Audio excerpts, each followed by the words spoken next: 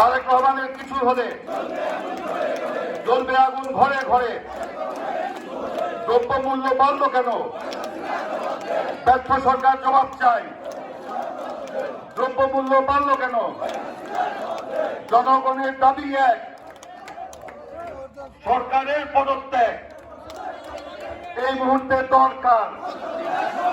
তত্ত্বাবধায়ক সরকার জালো জালো, ব্যর্থ সরকারের গতিতে। ধন্যবাদ। আমরা সরকারকে আজকে এই সম্মেলন থেকে বলতে চাই, ব্যর্থতা স্বীকার করে দিয়ে এই দেশের মালিকানা জনগণের হাতে ফিরিয়ে দেওয়ার জন্য নির্দলীয় নিরপেক্ষ তত্ত্বাবধায়ক সরকারের হাতে ক্ষমতা হস্তান্তর করুন। না হলে যে পরিণতি হবে সেই পরিণতির জন্য একমাত্র তাদেরকেই দায়ী থাকতে হবে। বন্ধুগণ, আজকে এই সম্মেলনের সফল করার জন্য আপনাদের সকলকে আবার ধন্যবাদ জানিয়ে সম্মেলনের সর্বাঙ্গীন সাফল্য কামনা করে পরবর্তী অধিবেশন সুন্দর সুষ্ঠুভাবে সম্পন্ন হোক সেই কামনা করে আমি আমার বক্তব্য শেষ করছি।